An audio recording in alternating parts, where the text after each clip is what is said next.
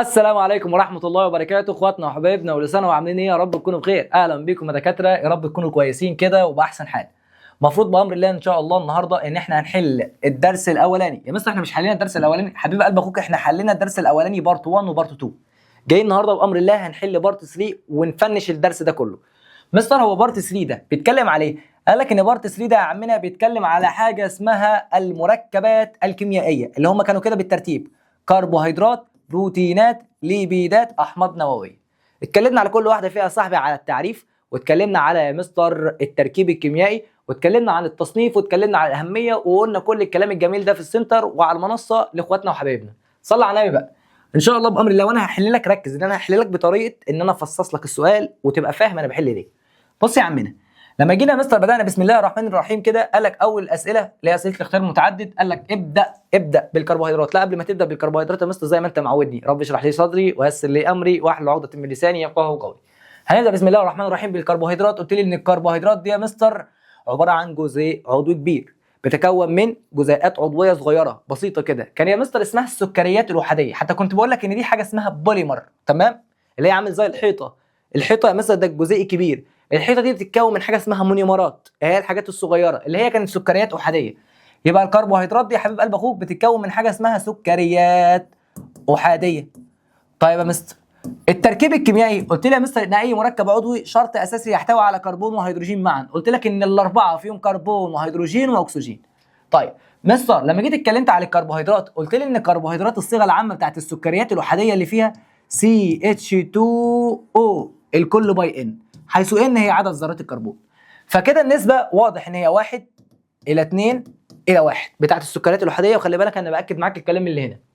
فهو بيقول لك ما نسبه ذرات الكربون والهيدروجين والاكسجين، كربون وهيدروجين واكسجين على الترتيب، يبقى 1 الى 2 الى 1. فالاجابه عندك هتبقى رقم ب. سؤال رقم 2 يا صاحبي بيقول لك ايه؟ اي السكريات التاليه يعد مثالا لابسط اشكال الكربوهيدرات؟ والله يا اخويا احنا لو جينا اتكلمنا على الكربوهيدرات، تعالى كده بص عشان بس تبقى فاهم. احنا المفروض يا صاحبي كنا بنصورها لك دلوقتي، بس الكاميرا طلعت ما بتصورش، فاحنا صورناها لك، بس انا هعيدها لك تاني بالترتيب عادي، ولا يهمك ولا يهمك، فداك. تعالى اشتغل بقى معايا. مستر لما جينا اتكلمنا عن الكربوهيدرات صنفناها كده لسكريات احاديه، يا رب تبقى شايف من القلم، تمام؟ والسكريات الاحاديه دي كان عندك مثالين. كان عندك جلوكوز، وده يا عمنا كان اسمه سكر العنب. وكان عندك فركتوز، تمام؟ وده كان سكر الفاكهه، الفه مع الفه. وكان عندك حاجه ثانيه اسمها الجلاكتوز، بس انا قلت لك اكتفي بدول، الجلوكوز والفركتوز. وعندك حاجه اسمها الرايبوز لو انت فاكر، بس دي خدناها مستر في الدي ان اي والار ان اي، ما يفرقش معانا، هيفرق معايا بس اللي في الدرس دلوقتي اللي هم السكريات الاحاديه. جلوكوز ده سكر العنب، فركتوز ده سكر الفاكهه. بعد كده يا مستر دخلنا على السكريات الثنائيه. بالعقل يا حبيب قلب اخوك، لو السكريات دي اسمها السكريات الاحاديه، يبقى لو جبت سكر احادي مع سكر احادي يديك سكر ثنائي. السكريات الثنائيه برضه هناخد مثالين بس هنكتفي بيهم. قال لك لو انت جبت جلوكوز مع فركتوز هتعمل سكر اسمه سكر السكروز معايا، وسكر السكروز ده اسمه سكر القصب. لكن لو انت يا عمنا جبت الجلوكوز مع حاجه اسمها الجلاكتوز هتعمل سكر اسمه سكر اللاكتوز، تمام؟ ما يخصناش، تعرف بس ان اللاكتوز ده يا عمنا سكر ثنائي وده سكر اللبن.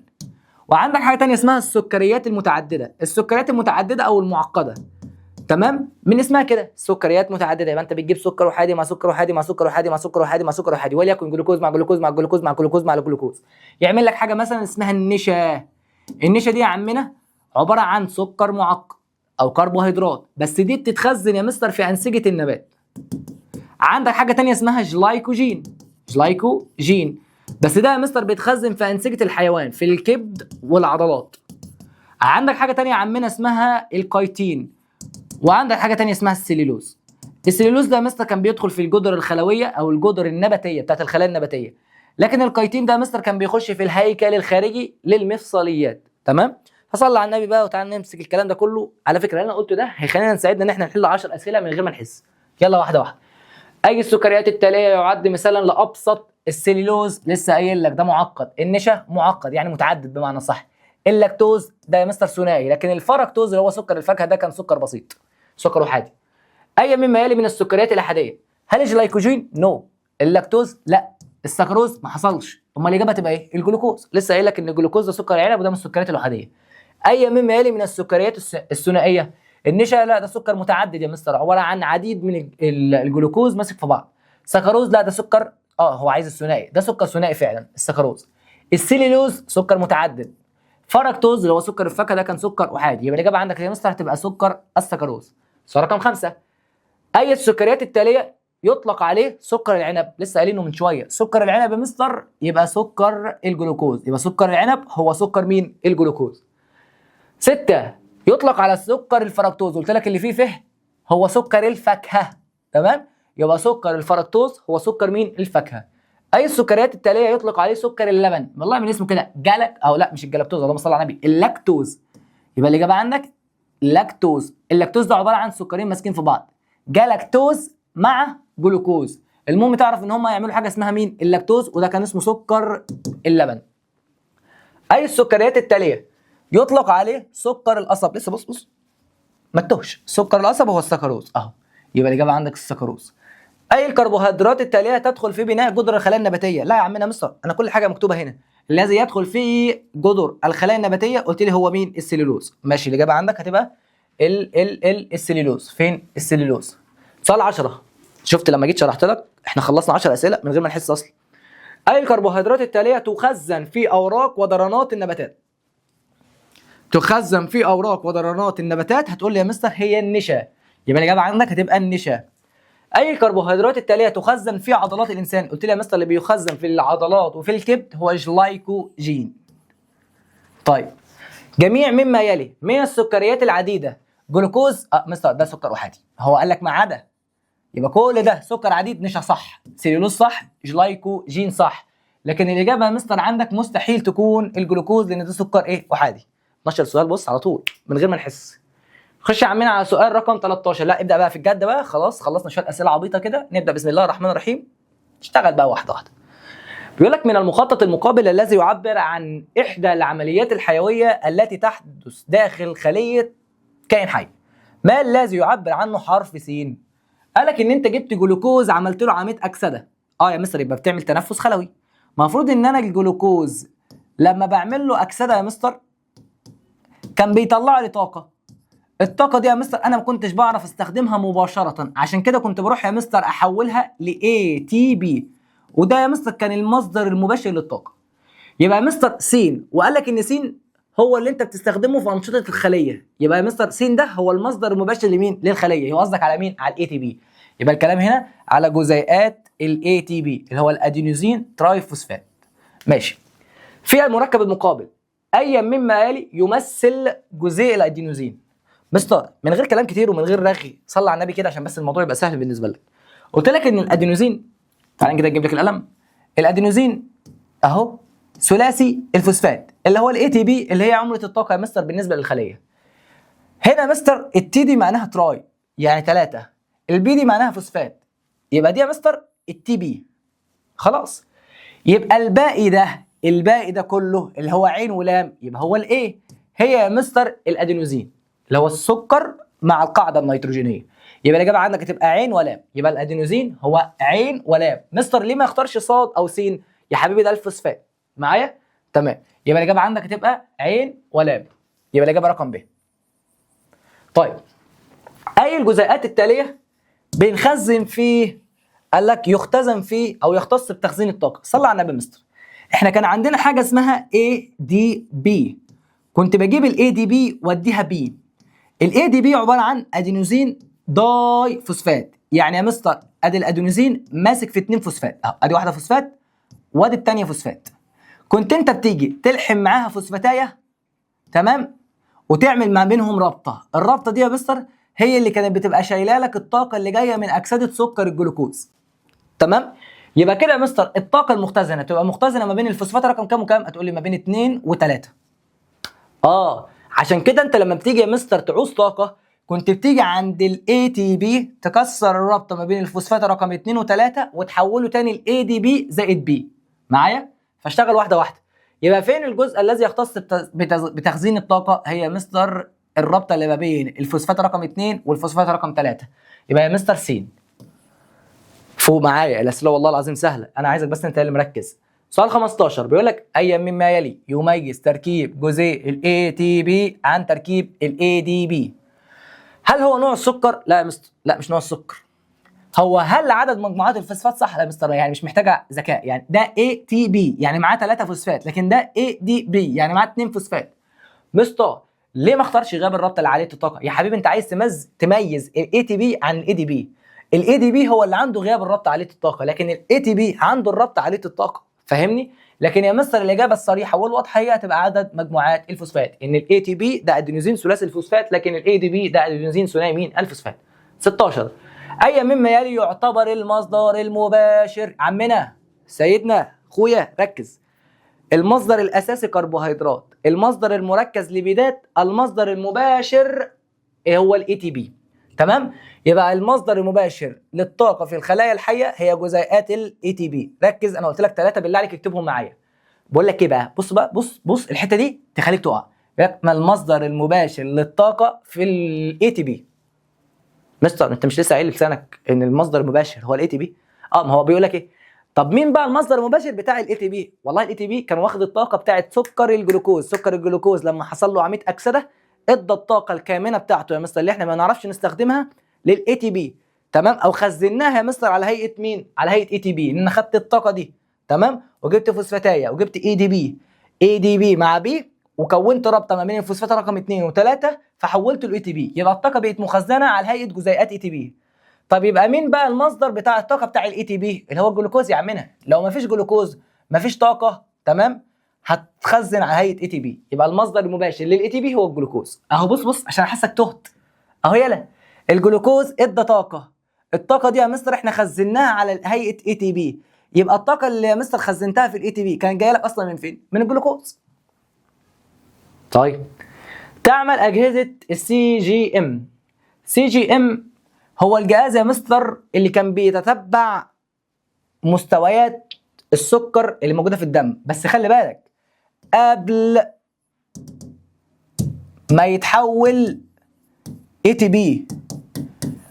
يعني هو على هيئه جلوكوز، لسه احنا بنتبع مستوى السكر في الدم وهو لسه يا مستر ما تحولش الاي تي بي. يبقى يا مستر وظيفته لقياس مستوى السكر في الدم، لكن تقول لي تحويل الكربوهيدرات لجزيئات تي بي، لا هو ملوش علاقه. هو قلت لك قبل ما يتحول هو بيقيس. تمام؟ خفض مستوى السكر لا هو ملوش علاقه بخفض مستوى السكر، هو مش هرمون الانسولين هو او الانسولين. تتبع توافر الليبيدات لا ملوش علاقه بالليبيدات. تمام؟ جهاز السي جي ام هو المسؤول على قياس مستوى السكر في الدم. طيب اجهزه مراقبه الجلوكوز اللي هو السي جي ام تساعد الرياضيين في الحصول على طاقة مستقرة من خلال جميع مما يلي ما عدا. طيب هل هو بيخليه يدرك تأثير الكربوهيدرات على إنتاج الطاقة؟ صح. هيقول له لو عندك كربوهيدرات كتير فمستر أنت ممكن تطلع طاقة كتير، عندك كربوهيدرات قليلة فالطاقة تبقى قليلة.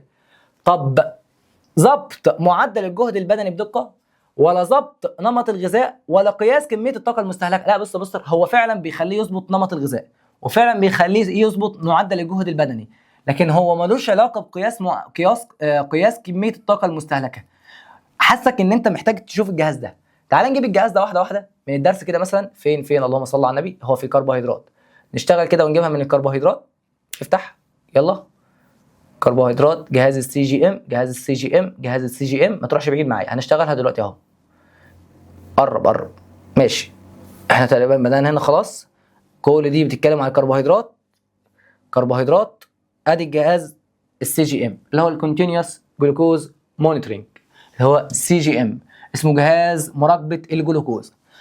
اهو ايه الاهميه؟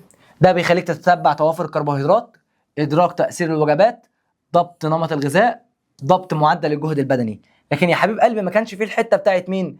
اللي هو قياس كميه الطاقه المستهلكه. ما قلناش سيرتها معايا عشان بس انت بتقول انت بتستبعد بناء عليه، بستبعد بناء على منهجك. تمام؟ يبقى الاجابه عندك هنا هتبقى اللي غلط، قياس كميه الطاقه المستهلكه. سؤال رقم 20. سؤال 20 ده من الاسئله الحلوه، الاسئله اللي انت عايزك تركز فيها. بيقول لك اذا علمت ان عدد ذرات الهيدروجين في السكر الوحيدي اكس. مثل السكر الوحيدي كان صيغته ايه؟ سي تمام H2O الكل باي ان. كانت النسبه يا عمنا 1:2:1. طب يا عمنا لو الهيدروجين اكس، طيب المفروض ان الهيدروجين ضعف الكربون، فلو الهيدروجين اكس يبقى المفروض ان الكربون نص اكس. صعبه؟ لا. اهو بيقول لك اذا علمت ان عدد ذرات الهيدروجين في السكر الاحادي عباره عن اكس، فكم يكون عدد ذرات الكربون؟ لو ده اكس المفروض ان الهيدروجين ضعف الكربون وضعف الاكسجين، فلو ده اكس يبقى ده نص اكس وده نص اكس، يبقى الاجابه عندك هتبقى نص اكس. سؤال حلو، سؤال جميل، ركز فيه. سؤال 21. بص فاضل لنا سؤال يبقى سؤالين يبقى خلصنا بالظبط على طول الكربوهيدرات، مفيش وقت، انجز انجز بالله عليك.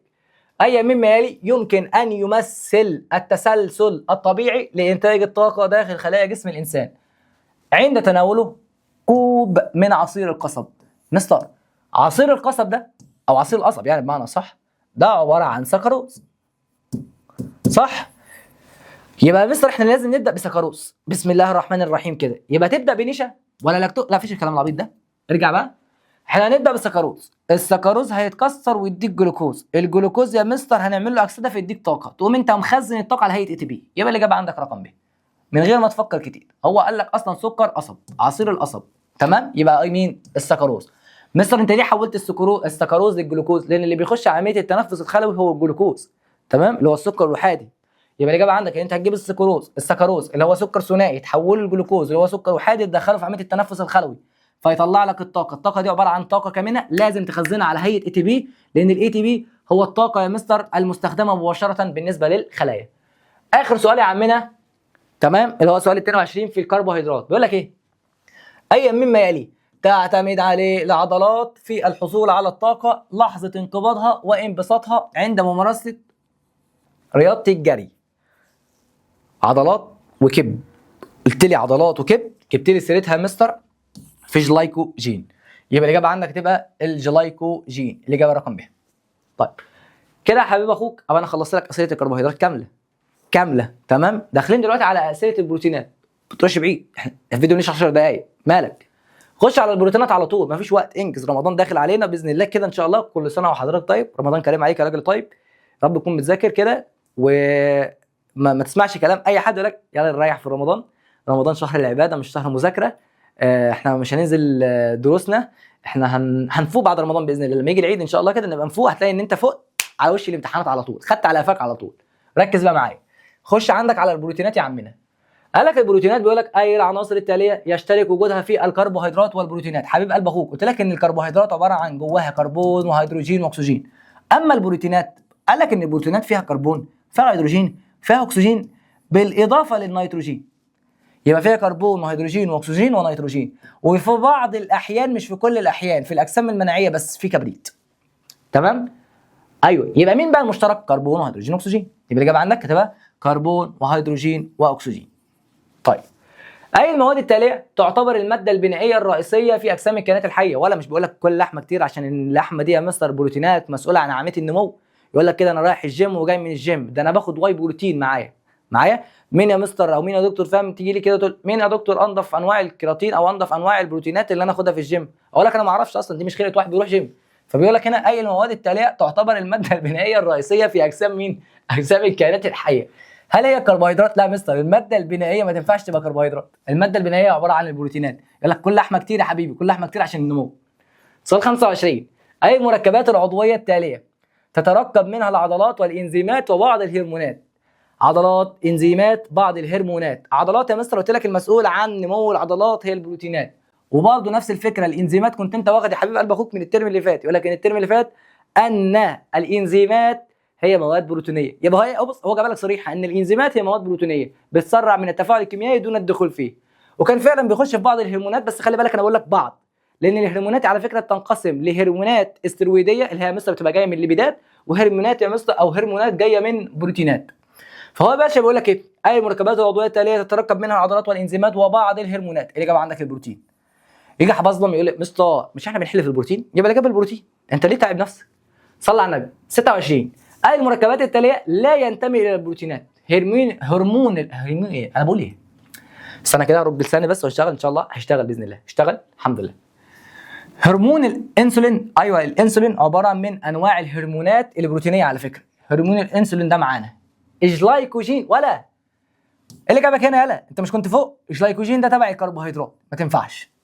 الكيراتين، الكيراتين على فكره قلت لك ده المسؤول عن نمو مين؟ صلابه الشعر والاظافر. كنت بقول لك ان في كيراتين عندك في الاظافر وفي الشعر، وده مسؤول عن الصلابه بتاعتهم، يخلي الشعر كده متماسك، مش زي اخوك شعره وقع من قدام. يبقى الاجابه عندك تبقى مين؟ الكيراتين. الاجابه عندك تبقى الجلايكوجين. انزيم الاميليز، ولا انزيم الاميليز ده كان المسؤول، انزيم الاميليز ده كان الغدد اللعابيه بتاعتك اللي بتفرزه، اللي كان بيمستر عندك بيهضم عندك وبيكسر النشا او بيكسر النشويات اللي داخله جوه الفم. يبقى عندك انزيم الاميليز ده عباره عن بروتين، الكيراتين ده عباره عن بروتين، لكن الهرمون الانسولين برضه عباره عن بروتين، لكن الجلايكوجين ده عباره عن كربوهيدرات. 27 اي مما يلي يمكن ان يحدث عند تغيير في ترتيب الاحماض الامينيه؟ ولا مستر هي مين الاحماض الامينيه؟ لا ركز يا عينيا، صلى على النبي. لما جيت اتكلمت معاك على الكربوهيدرات قلت لك ان الكربوهيدرات بتتكون من وحدات بنائيه اسمها سكريات. ايوه شاطر صح. طب البروتينات تتكون من وحدات بنائيه اسمها الاحماض الامينيه.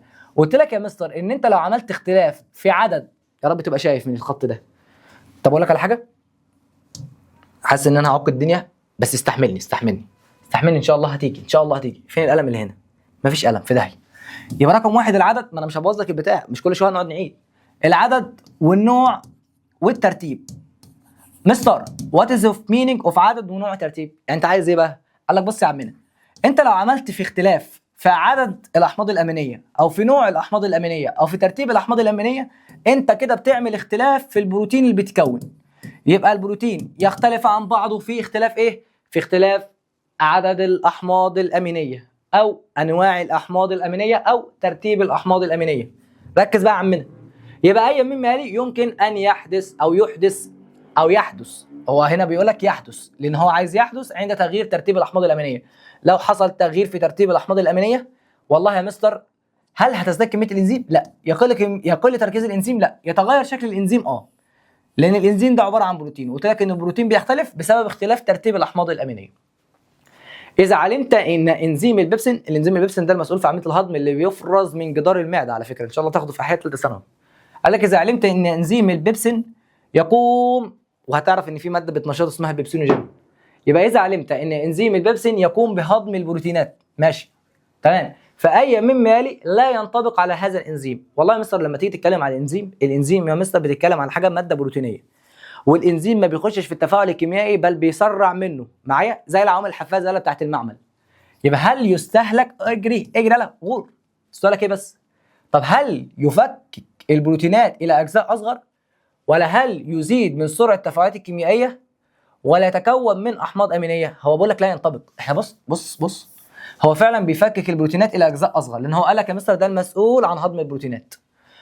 هو فعلا بيزود من سرعه التفاعلات الكيميائيه، هو فعلا بيتكون من احماض امينيه، لكن الباشا ده مستحيل عندك. احنا فين بس؟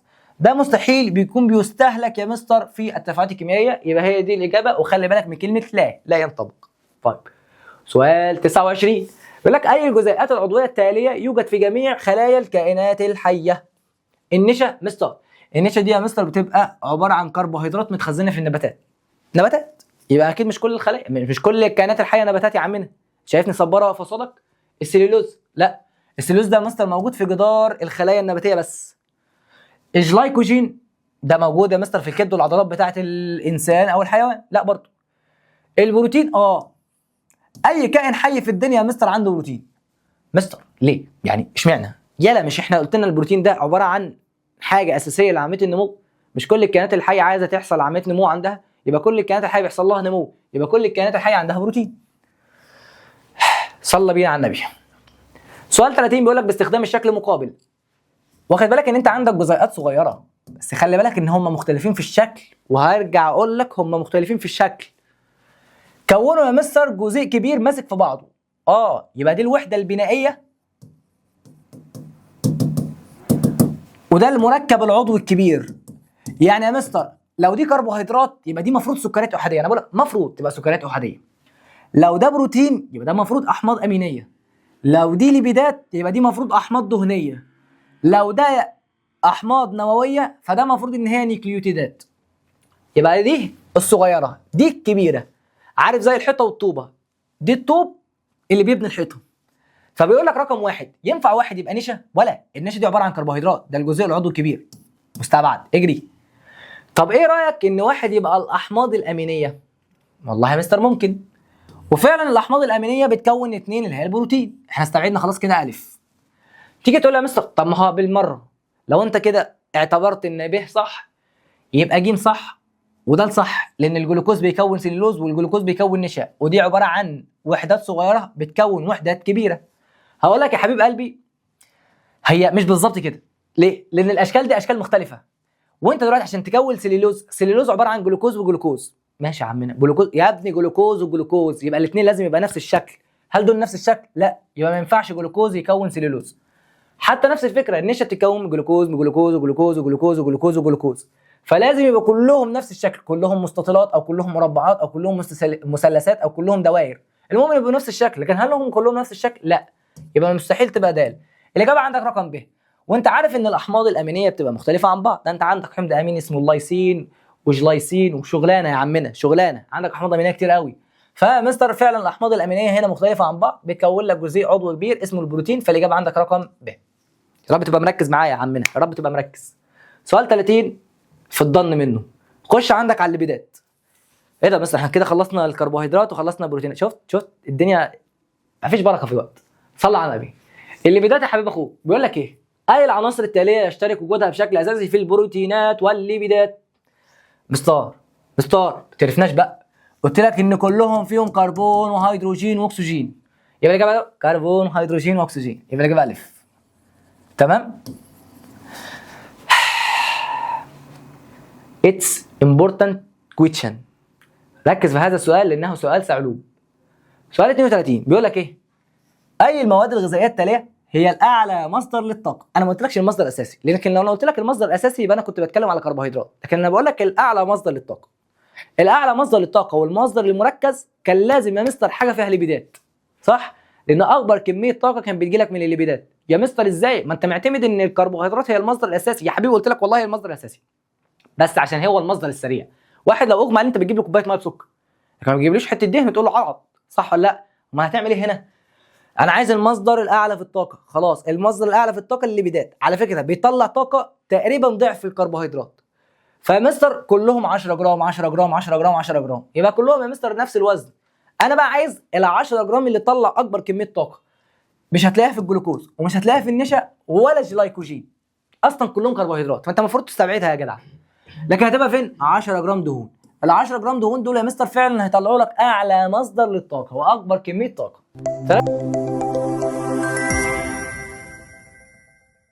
سؤال 33 يا حبيب قلبي بيقول لك ايه؟ اي مما يلي بيكون الجزء الاساسي في تركيب الاغشيه الخلويه؟ والله الاجابه عندك الفوسفوليبيدات، لان احنا مستر حرقناها. قلت لك ان انت عندك الليبيدات ممكن تكون كده زيوت، والزيوت دي زيوت نباتيه بتبقى موجوده في النباتات، دهون، والدهون دي بتبقى دهون حيوانيه اللي هي موجوده تحت الجلد، ماشي، تخزن تحت الجلد زي اللي عند الدب القطبي وتعمل كعازل حراري، بتعزله يا مستر عن الحراره بتاعت القطب الشمالي او القطب الجنوبي على حسب هو قاعد فين. لكن يا مستر اللي بيخش في تركيب الاغشيه الخلويه، وخلي بالك بص الخليه بتاعتك يا مستر لو هنتكلم على خليه، ده وليكن جدار خلوي وده وليكن غشاء خلوي.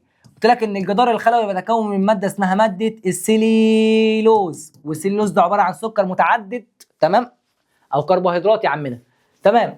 لكن الغشاء الخلوي يا حبيب قلبي، الغشاء الخلوي بيتكون من ماده اسمها ماده الفوسفوليبيدات. ودي يا مستر بص كان شكلها عامل كده اهو، راس وديل راس وديل راس وديل راس وديل. كان عندك راس محبه للميه وديل كاره للميه. فيا مستر ده كانت طبقه مفرده ولا مزدوجه؟ لا دي يا مستر كانت طبقه مزدوجه من الفوسفوليبيدات. فالاجابه عندك يا مستر هتبقى اللي بيخش في تركيب الاغشيه الخلويه هي الفوسفوليبيدات. 34 قال لك اي المواد التاليه تستخدم او بتستخدمها الخلايا الحيوانيه عشان تحصل على الطاقه؟ النشا والسليلوز. هو قال لك خلايا حيوانيه، يبقى ما ينفعش تستخدم نشا. اي حاجه فيها نشا انت مستبعدها، لان النشا دي ما بتستخدمهاش غير النبات، فاكر؟ نبات. طيب جلايكوجين ودهون ولا سليلوز وزيوت؟ والله يا مستر صلى على النبي، السليلوز ده موجود في الجدر الخلويه للخلايا النباتيه، وانت بتتكلم على حيوان، مش بشتم والله، احنا بنتكلم على خلايا حيوانيه بجد. تمام؟ يبقى الاجابه عندك مش هينفع تبقى سليلوز وزيوت، لكن الاجابه تبقى جلايكوجين، وده عباره يا مستر فعلا عن طاقه مخزنه في الكبد والعضلات. تمام؟ جلايكوجين ودهون. ماشي. اي المواد التاليه تدخل في تكوين بعض الهرمونات؟ قال لك ان اللي بيخش في تكوين بعض الهرمونات هو الكوليسترول. الكوليسترول بيدخل في تكوين بعض الهرمونات، وهو واخدينها على فكره في الدرس نظري كده، ان الكوليسترول بيدخل فيه تركيب بعض الهرمونات وفيتامين دي. معايا؟ طيب 1 كالوري، بالله عليك ركز في الحته دي وعلم عليها واكتبها عندك. ال1 كالوري يا حبيب قلبي اللي هو 1 سعر حراري بيكافئ 4.18 جول. لان هو ممكن يقول لك تحويله هنا، يقول لك ال 10 كالوري بيكافئوا قد ايه؟ تقول له كده الواحد بيكافئ 4.8، يبقى ال 10 وسطين في طرفين. معايا؟ يبقى الاجابه عندك تبقى 4.18. 4 و18، انا قلت 4 واحد، قلت 4 وكام؟ 18%. قلت 14%. ماشي، يبقى الاجابه عندك تبقى 4.18%. بص يا حبيب قلبي ركز في اللي انا بكتبه، اللي انا منطقه دي سيبك منه. معايا؟ انا بنصور لك في وقت متاخر، فانت ما تسمعش مني اي كلمه، المهم ان انت تبقى فاهم. مش فاهم حاجه ببعت لي على الكومنتات. صلى على النبي، ان شاء الله تبقى فاهم باذن الله، انا واثق فيك ان انت فاهم، بني ادم براس بخاخه بس بتفهم. سؤال 37 بيقول لك النسبه بين المحتوى الحراري للسكر الابيض يعني كربوهيدرات الى المحتوى الحراري للزيت، قصدك ليبيدات. نسبه يعني حاجه على حاجه، كربوهيدرات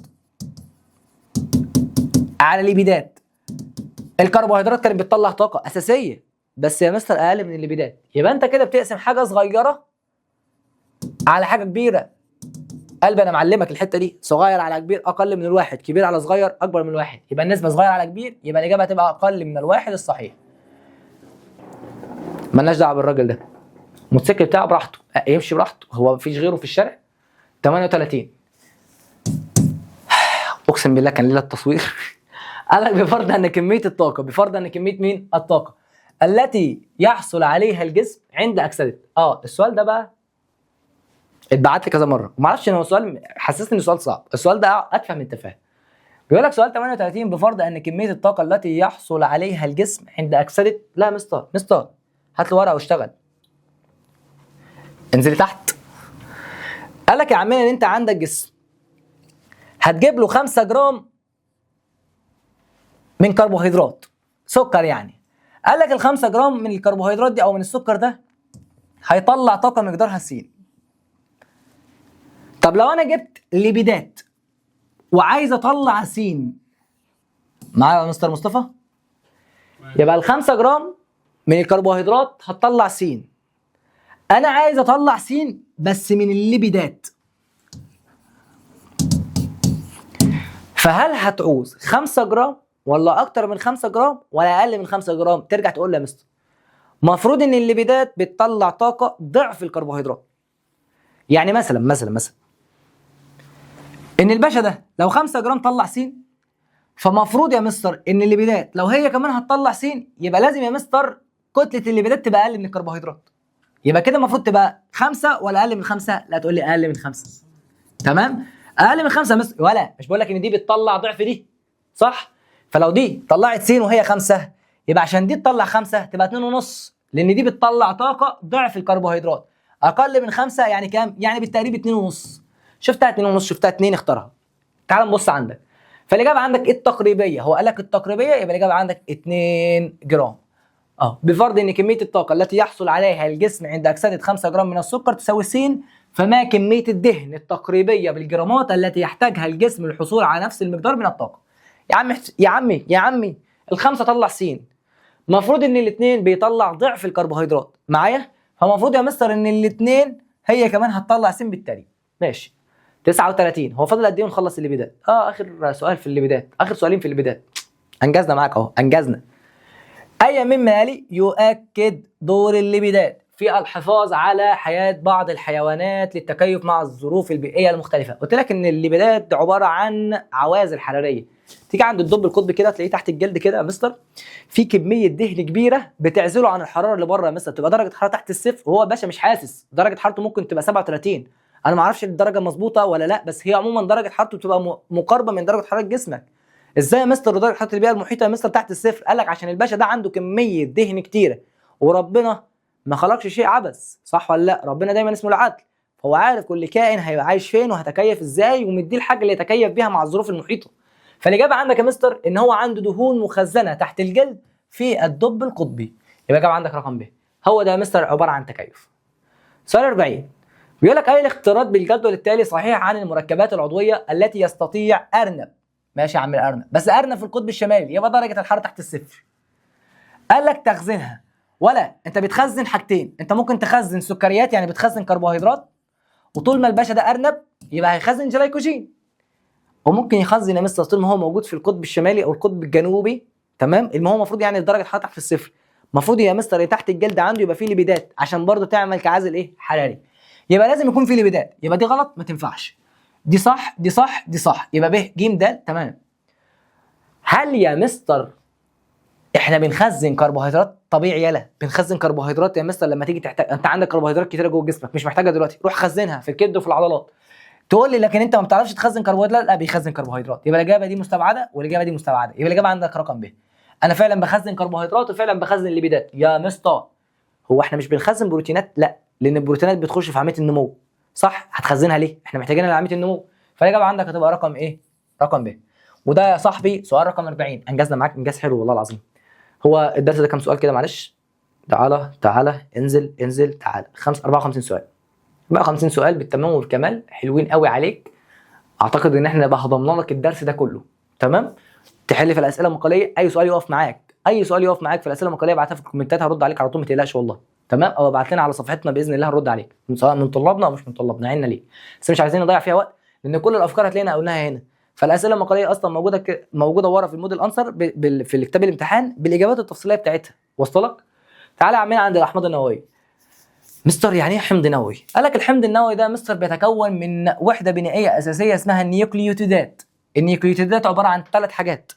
النيوكليوتيد عباره عن 3 حاجات. رقم 1 سكر، تمام؟ رقم 2 قاعده نيتروجينيه، رقم 3 مجموعه فوسفات.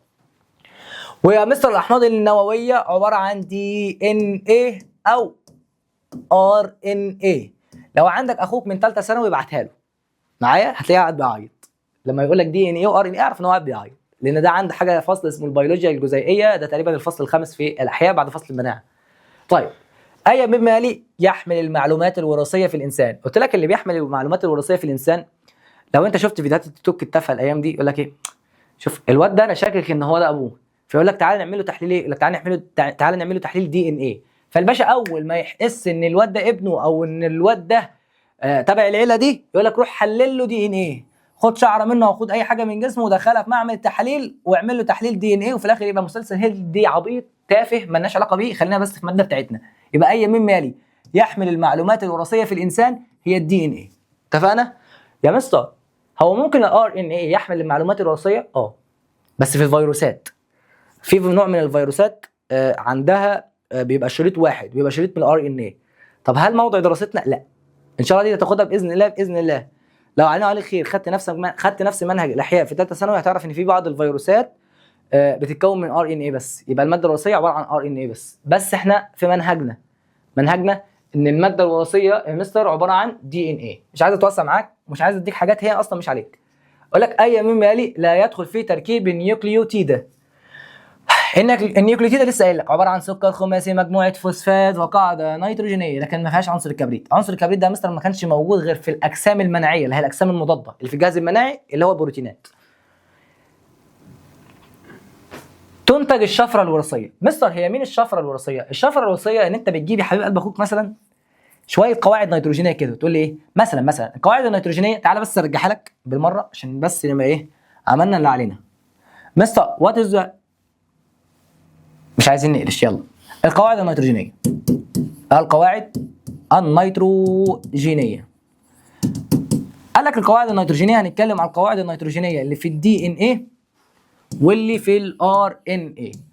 قال لك سواء ده او سواء ده عندهم ادينين جوانين سيتوزين، لكن الدي ان ايه عنده ثيامين. مش هقلش. الار ان ايه عنده يوراسيل. يبقى ركز، يبقى ده عنده ايه؟ ادينين جوانين سيتوزين، لكن الدي ان ايه عنده مجموعه او عنده قصدي قاعده نيتروجينيه زياده اسمها الثيامين، مش موجوده في الار ان ايه.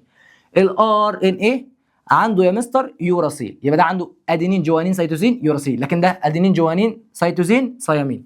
ماشي، تعالى واحده واحده. طب تنتج الشفره الوراثيه برضو من ايه؟ هل بسبب ترتيب مجموعات الفوسفات؟ المجموعات الفوسفات مالهاش علاقه. هي الفكره كلها ان انت بتعمل شفره ازاي؟ تقول لي كده ادينين جوانين سيتوزين، تمام؟ مثلا ثيامين ادينين مثلا جوانين، فاهم؟ وهكذا. دي اسمها الشفره تبقى شفره ثلاثيه عموما، دي شفره. فالترجم الشفره ازاي؟ الاي تبقى تي، الجي تبقى سي، السي تبقى جي، التي تبقى ايه، الاي تبقى تي، الاي تبقى تي، الجي تبقى سي. مستر انا عليها العبط ده؟ لا، بس انا بقول لك ان دي الشفره. تمام؟ يبقى الشفره جايه بسبب مين؟ بسبب ترتيب القواعد النيتروجينيه. يبقى تعرف ان الشفره بتيجي بسبب ترتيب القواعد مين؟ النيتروجينيه. طيب يا رب ما نكون عملنا كودون ستوب هنا. تعال نمسح الكلام ده. صلى على النبي بقى اخويا. تستخدم تقنيه كريسبر كاس في تعديل الجزيئات. والله يا صاحبي تقنيه الكريسبر كاس المفروض ان انت خدتها في الدرس ده، انها بتخش تعدل الدي ان ايه. على فكره في ساعات ناس، او في ساعات بتبقى حاجات اسمها صفات غير مرغوب فيها. تعالى معايا في شويه حاجات كده في كائنات بتبقى صفات غير مرغوب فيها. فتقنيه كريسبر كاس بتمكننا ان احنا نخش جوه شريط الدي ان ايه. مثلا لو في قاعده نيتروجينيه، القاعده النيتروجينيه دي بتسبب مرض، تخلينا نعرف نعدل في القاعده النيتروجينيه دي، او تخلينا نعرف نعدل ونشيل الصفه الغير المرغوب فيها. طب انت بتعدل الكلام ده، بتعدل في انهي شريط؟ قالك ان انت بتعدل في الدي ان ايه. يبقى تستخدم تقنيه كريسبر كاس 9 في تعديل جزيئات الدي ان ايه. اي القواعد النيتروجينيه التاليه لا تستهدفها تقنيه كريسبر كاس 9. كريسبر كاس 9 بيستخدم يا مستر في الدي ان ايه. هل الباشا الدي ان ايه فيه يوراسيل؟ تقول لي لا.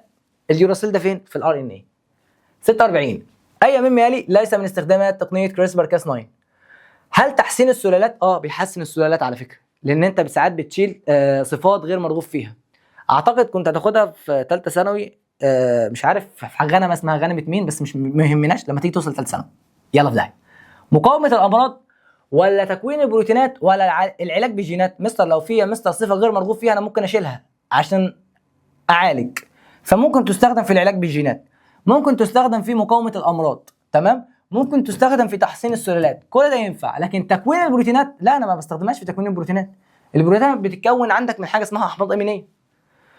47 هنت 47 بيقول لك ايه؟ اي مما يلي يمثل الوحدات البنائيه للاحماض النوويه. الاحماض النوويه بتتكون من حاجه اسمها نيوكليوتيدات. 48 كم عدد انواع النيوكليوتيدات للحمض النووي الريبوزي؟ ولا قلت لك ان الدي ان ايه اسمه دي اوكسي ريبوزي او اسمه الريبوز منقوص الاكسجين، لكن يا مستر الار ان ايه اسمه الريبوزي. تمام؟ كلمه ريبوزي يعني سكر خماسي الكربون. تمام؟ السكر خماسي الكربون ده يا مستر عباره عن ايه؟ قال لك عباره عن مجموعه فوسفات، مجموعه فوسفات، تمام، وعباره عن سكر خماسي الكربون.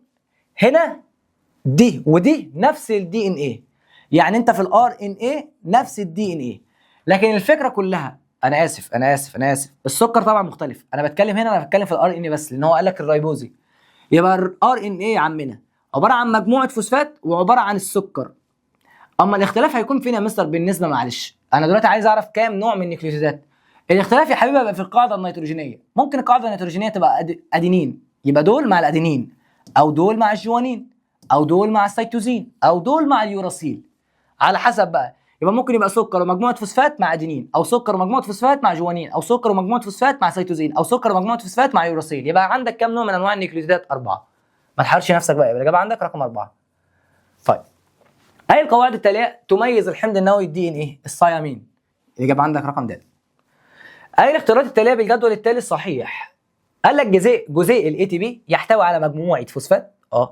موجود فوسفات واحده؟ لا، ده 3 اي تي بي، 3 مجموعات فوسفات. يوجد في خلايا الانسان فقط؟ ما فيش الكلام ده مستر، ده يوجد في خلايا الانسان وكل الخلايا.